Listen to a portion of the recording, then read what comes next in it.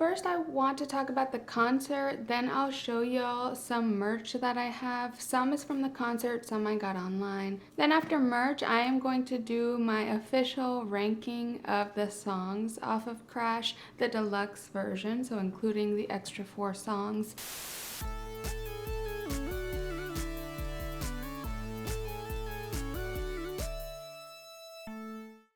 Hello and welcome back to the Miscellaneous channel where we do miscellaneous things. I'm Zeleny.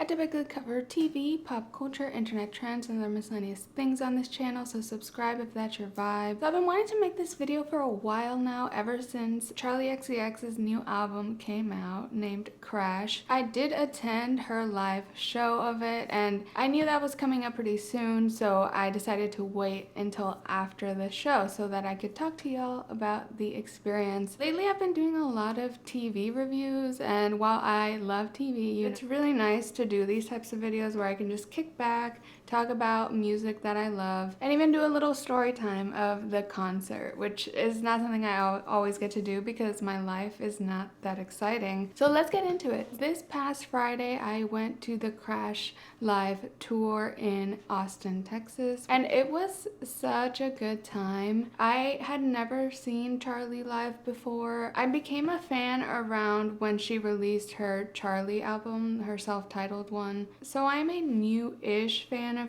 Charli XCX, and I'd never been to one of her shows. I obviously got these tickets way before the album came out. I think I got them last fall. It was just a gamble if the album was gonna be good. I mean, I was pretty sure it was gonna be good because of it leaning on a lot of dance pop, a lot of 80s, and things I already love. I was blown away by how amazing the album was and how much I'm obsessed with it. It can be kind of rare when you're going to see an artist live and you are most excited to hear their newest album, especially with like an established artist. For Charli, it was completely the opposite, and I could care less about her old discography. Not really, I love a lot of her albums and her songs, but Crash was such a masterpiece that I was just like, I don't care if she doesn't play any other songs. I just want to hear the songs off Crash. So that made the concert experience feel really amazing and special to be able to see the tour that goes with the album that you love most, or that I loved most. I think Crash is definitely my favorite album of hers, and that decision came about like day of when it came out. It's crazy because she released a few singles in the months leading up to it, but when the whole album released, I was so much more in love with all of the other songs that weren't singles. The singles ended up lower on my list. So I'm supposed to be talking about the concert. The concert was awesome. The opener was Baby Tate, who I had not heard much about. I knew she was the opener going in because Charli had announced it on her socials. She was really great. She was really hype. I loved her outfit. She was wearing like a Hello Kitty shirt and she mentioned it, and she was really good at hyping up the crowd. I'm pretty sure she was sick for the show previous to this. She was going hard even though she had just been sick like a few days earlier. Hopefully she didn't give us all COVID. That was maybe slightly in the back of my mind. I got there about an hour early before the show started so that I had enough time to go get merch, which I'll show you some of the merch. I'm wearing the main tour shirt, which is the album cover on the front and the tour dates on the back. I went with my boyfriend and a few friends. I even ran into another friend there who is one of my few little monster friends. And here's the one cool story time I have. Me and my friends were chilling like at a cocktail table, and we looked beside us at, I don't know if it was a merch table, some sort of like customer service table, and guess who is right there? It is Bussy Queen, the premier drag race YouTuber, Nancy Drew of Drag, contract exposer. So that was really cool to see Bussy Queen in person. We did not, me and my friend both watched Drag Race and watched Bussy Queen's videos, but we ended up not approaching, and I also didn't want to take like a creeper photo, so I don't have any evidence of this. You're just gonna have to take my word for it. I don't think it's that unbelievable. Bussy Queen does live in Austin, so it wasn't completely out of the blue, but it was still very exciting, and I was a little starstruck. And Bussy was dressed up real cute, had a yellow kind of conductor hat thing going on, and like shirtless with a top thing. That was really exciting to see a famous person relative to me. I had just seen Charli do the LA show and all of her big celebrity friends were in the audience, and I was just like, "Ah, I wish I was at the LA show," and Kim Petras sang and Troye Sivan sang.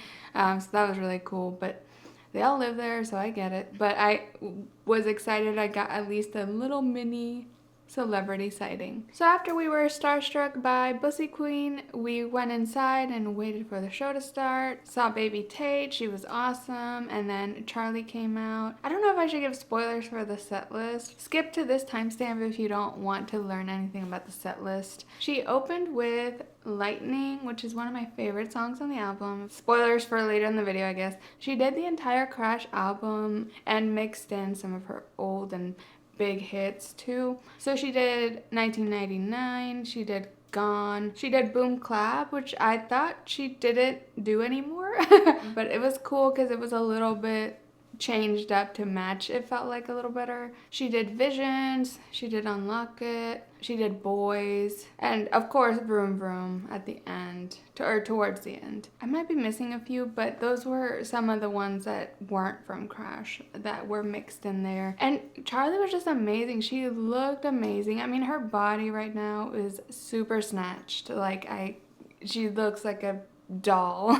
She was gorgeous. She had a few outfit changes. Like at the beginning, she had a really cool black number, very Crash branded, and showing her legs and ass the way a lot of the album promo is. She had this really cool purple number that had fringe on it that I really liked. And then at the end, she had this puffer jacket, which revealed later on to like a puffy sleeve type of white look. She had like biker shorts with that one. I was surprised. She had a fair amount of outfit changes, and she had two dancers along with her on stage that were really great. They were serving it.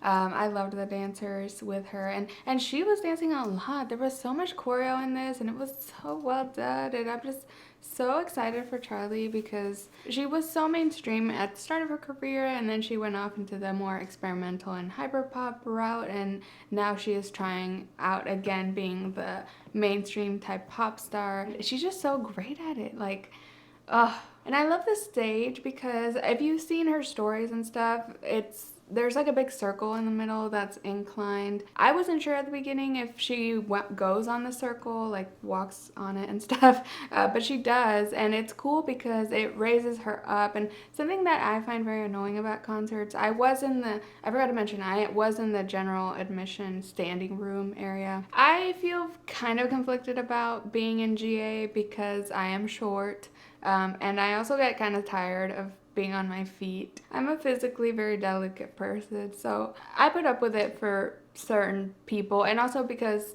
depending on what my friends want, like a lot of my friends want GA, so I went because of them. It can be very hard to see for someone my height. I'm like 5'2" or 5'3", and I was wearing like platforms like this big. But this circle ramp thing she has in the middle of her stage, she goes on it a lot, and she elevates herself, and I wish this was just more common. I don't know, like sometimes I'm just like, can't you put like a platform towards the back of this stage where we can all see? I feel like this circle thing and setup she had on her stage was keeping in mind people seeing, which I appreciate. I don't know how much they think about that stuff, but for me it's really nice because I hate when it's just like literally only front row people can see. We were a little bit off to the side, so there were moments where if she was on like stage left, we couldn't see her behind some equipment, but that was only very few times. I was expecting the show to be very pumped up because the music on Crash, it's all upbeat, it's all dance.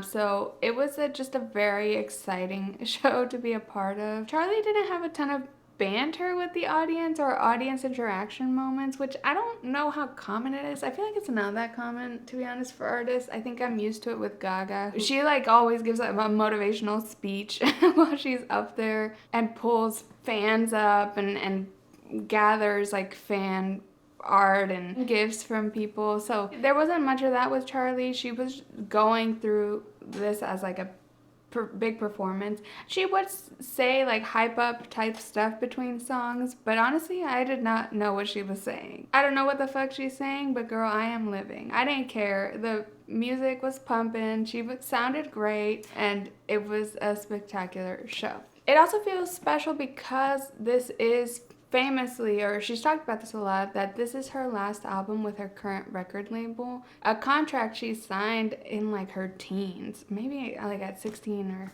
17 years old. So this is a very special moment where she might go independent after this. She could sign to another label. She could take a break. Who knows? This was potentially her last chance to use her label's resources to make her album great. I'm very excited to see where her career goes. So after the concert, me and my friends just went out and hung out at a bar club place. In the line in front of us, there were a couple girls that were cosplaying as Charli herself, and one of them was like literally the album cover Charli, and the cosplay was on point. Like, she had the bikini, she had the blood, the hair, she had like a coat on top of it to like be able to probably go into places, but she had the black pumps, and it was just so cool. And just in general, obviously I love the crowds at concerts of artists with a large LGBT audience. I mean, I've grown up going to Gaga concerts, and the crowd looked very similar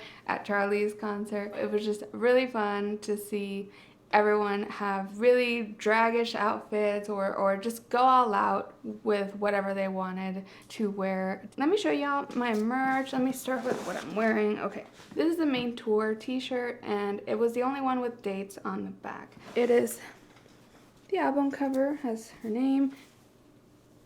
Can you see? But yeah, this shirt was a must-have for me at the merch stand. There were 4 different options of like short sleeve t-shirts. There was one crop top that my friend got. It was pink and it said Crush on it and had a car. There was this crew neck that I actually got as well. I told my boyfriend he could pick something from the merch stand that I would get for him. He wanted the New Shapes crew neck. I like the little TV logo. Everything was really expensive. I kind of had thought like maybe I'll buy everything. Then I saw the prices and I was like, maybe I won't. So this was the main shirt. There was another shirt that said Yuck on it. I thought that one was kind of simple. And then there was another one with her face and some fire.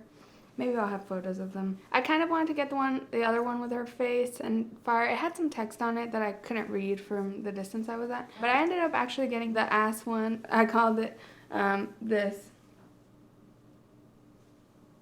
It says, "Feel myself, I'm looking way better than ever." So that's lyrics from the song Crash. I was like, I want to get 2 t-shirts, and the tour one was a given, and then the second one I wasn't sure. So I was torn between the cropped one that was a little bit of a pink shade and the other one of her face. But I figured I already have one of her face here, so I'll get the ass one to compensate. She also did have signed posters, and the posters looked like this shirt, the ass shirt design, and they were signed. So she seems to have those available at a lot of the merch stands, and they are pricey. They're $50, but I'll tell you, the poster was super thick quality and it was pretty large. So that was the merch I got at the concert, and then I also have a couple things I got from online. I ended up getting the cassette, and there's a story behind this. Let's see if y'all can see it. I actually did my nails black on purpose right before the concert to match her aesthetic. I got the cassette, which is a similar design to the album. I actually wanted to get this poster that was like free with purchase of a CD or a cassette. I already had the CD, so I just got the cassette just because I don't have anything that can play this, but it's just kind of a cool collector's item, and the cassette itself is really cool.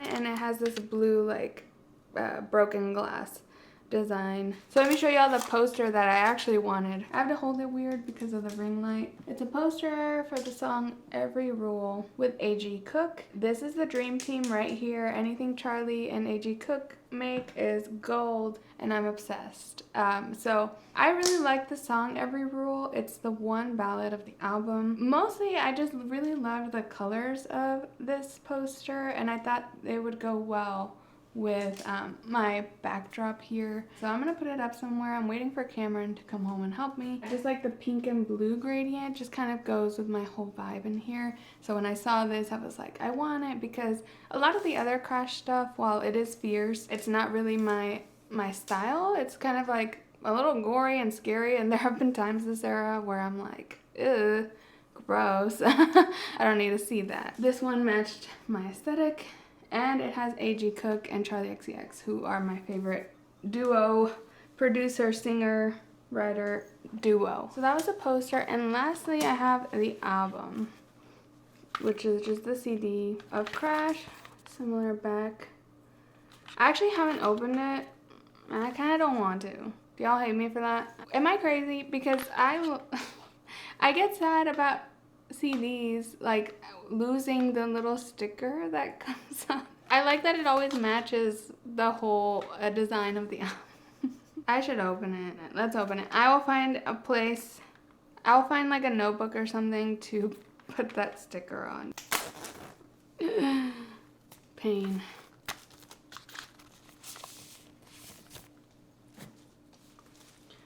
Oh, there's my sticker. It's not like a typical plastic CD case. It's more like paper-based. Ooh, gorgeous. So that's the photo from the t-shirt that I got, and that is the CD right there. So this is the only reason I did open it. See, this is kind of creepy. Blood warning. Just a lot of vibey, foggy, creepy car and road imagery in this. That is all I have for items.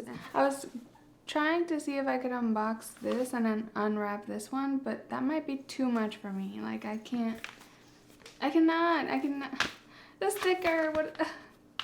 I haven't unwrapped my Chromatica vinyl, and Charli and A.G. Cook made 911 the best song on this album. I actually don't have a vinyl player still. Now is the moment of truth.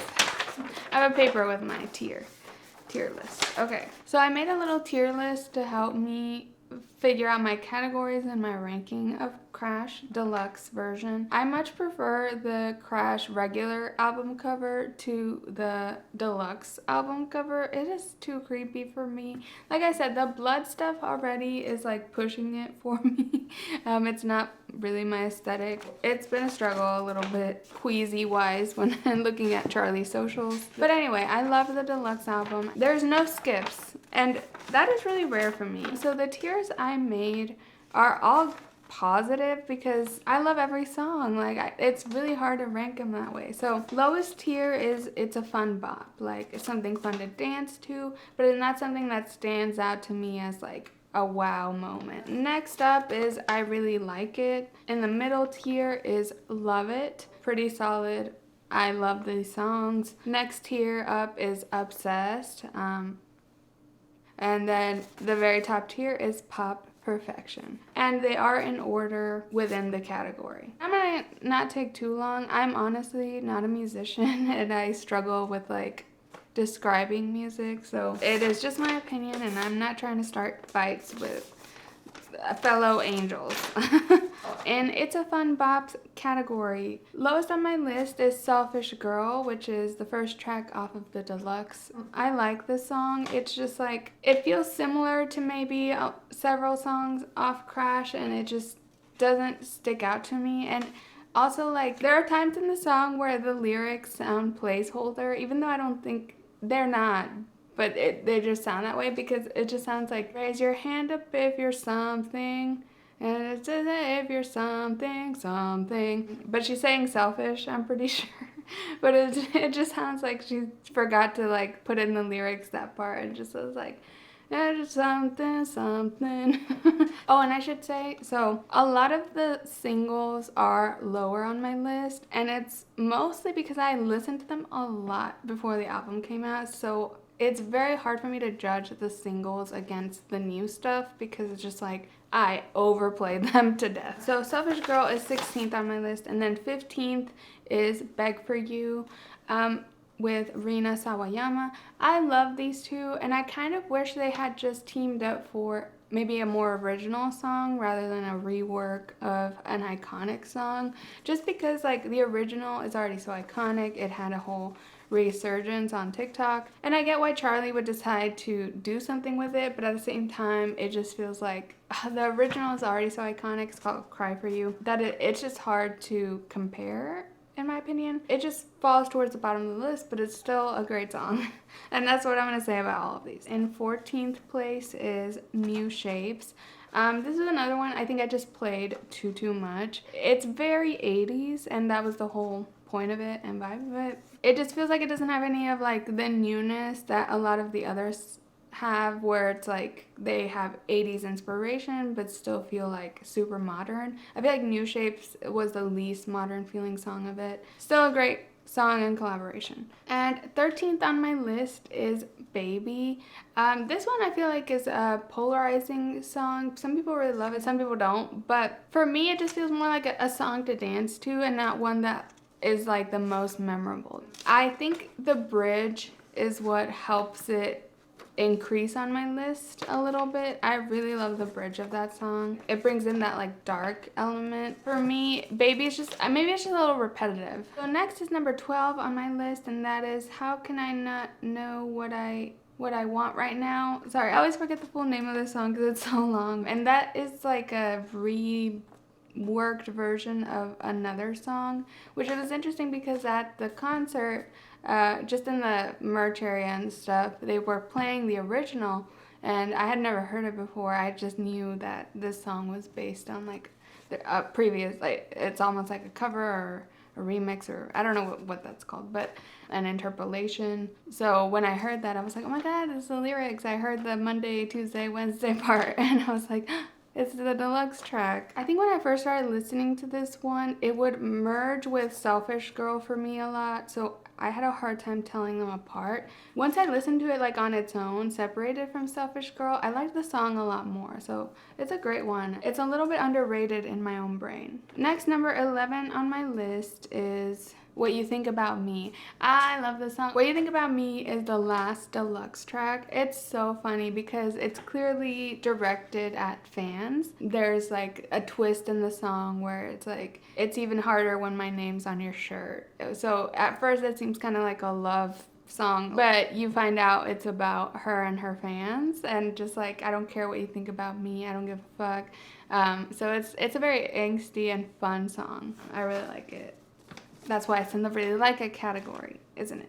And then number 10 and last for this category is Twice, which is the last song on the regular Crash album. Honestly, I was surprised Twice was this low. I really like that song, really like category. And it just got edged out by things and ended up this low. And I was like upset because I love that song. And for me, the lyrics are the most, but it's still a bop. It's still a bop. Don't get me wrong. The lyrics of it are so good. They're very much about anxiety and about kind of ideation of, you know what, just thinking about when you will no longer be here and trying to be at peace and be in the present. So this song is going on my mental health playlist, that's for sure. And yeah, I'm honestly a little devastated for Twice because I love that song and I'm like, why are you so low? But there's just so many good songs in this album. So next, I'm in the Love It category. Number 9 is Good Ones. This one was hard for me to put here, but I felt like I owed it to this song because this is another one. I have played it to death. It was the first single. It got released like back in October or something. I was just so impressed by this song when it came out, and I still love it. Next, number 8, and that is Every Rule, the ballad of the album. I already talked a little bit about it. I have the poster for it. Y'all know I'm not a ballad girl. I'm not a sad music type, none of that. But I just feel like this song, it just fits with the album. It is emotional, and I love a good pop ballad if it like gets me emotionally, and this one does. It's about cheating. It's an interesting like little concept. Has a lot of like good imagery in it, like the smoking a cigarette wrapped in the sheets in the balcony, and like all of that. It's just very like visual. Again, A.G. Cook and Charli, the dream team. Next, number 7 on my list is Move Me. This is one that I really love. I I'm glad I'm sticking to my category names on accident. Like, I'm like, I love this one. It's like, yeah, it's in the I love it category. Move Me is a great one. It's also a little ballady, but a little quicker and upbeat. So I like that.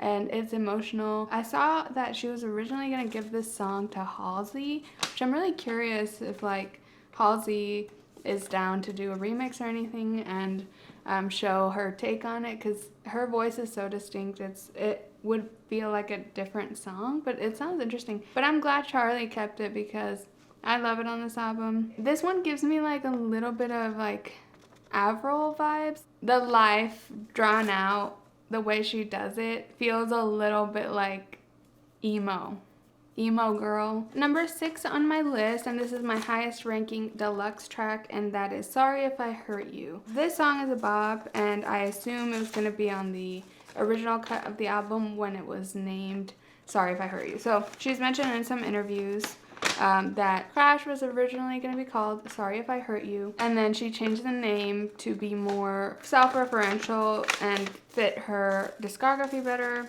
because she kind of has a thing with cars, and that's kind of part of her brand. She said she liked that the tense of that phrase is not obvious. It could mean sorry if I hurt you yesterday, sorry if I hurt you tomorrow.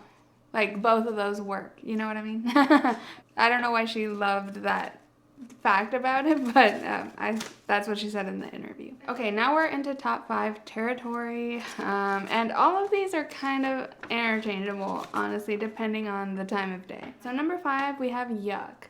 Oh my god, I am obsessed with Yuck. So we're in the obsessed category now, starting with Yuck. Yuck is such a fun song. A lot of the pop heads in the original Reddit post about the album were saying Yuck sounds like perhaps a Dua Lipa song, mixed with maybe a Doja Cat song. So Yuck feels a little bit more of like the right now mainstream pop direction. That's what this album is so great at. It's such an array of pop that all just works together. Yuck represents that current mainstream like Dua Lipa, future nostalgia type of pop music. And it's just so funny. I mean, it's all just like little play on words and rhyming. It was so fun to watch live. Next, number 4 is Used to Know Me. This one is just like pure club to me. Club, banger, dance.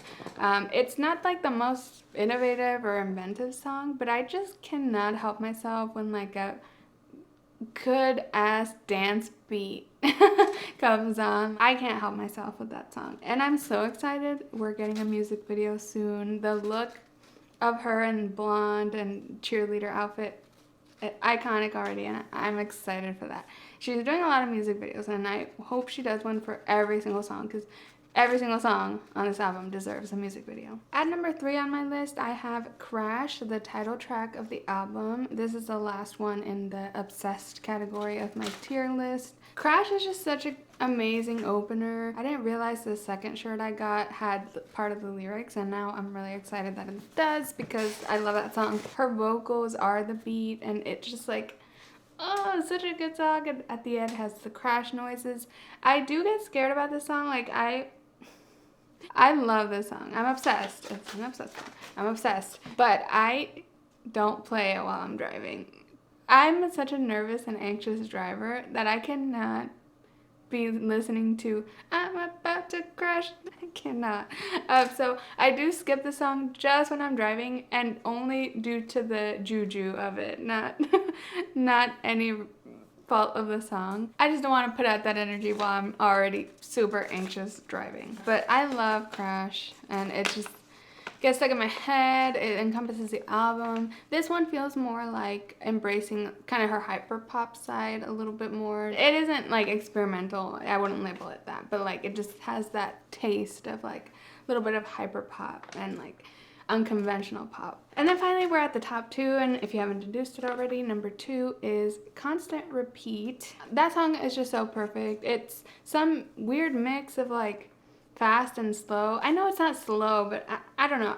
I have no rhythm or sense of tempo or anything like that, so I get kind of confused. But Constant Repeat feels like it's so good. It's pop perfection. There's just something about it where it just like, it feels like it has so many little elements and little, I can't even describe Constant Repeat. It's so good. I know it's one of her favorites as well, and one of the last ones she made. Some musician tell me why I'm obsessed with the song. I don't know. But, okay, finally, number one, and this was a way longer video than I expected, but I love this album. Number one is Lightning, yay. It's almost like a basic pop song, but I cannot help myself. It's dance, it's electronic, it's pop perfection, and it was just one of those I heard the first time and was just like, yes, like, yes. It starts slow and then goes there. Oh, it's everything. So that is my Crash ranking. I would love to know what yours is. What are your favorite songs on the album? It was really hard to choose for me, and I love the whole thing. So I understand if you have 5 to 10 favorites on this.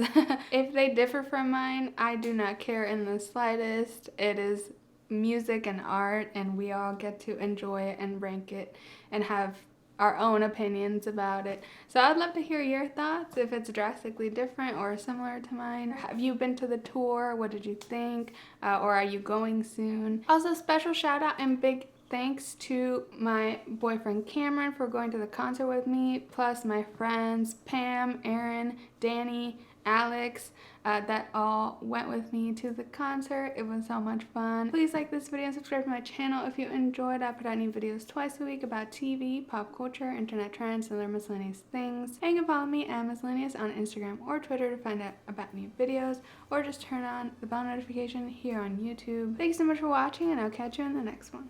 Bye.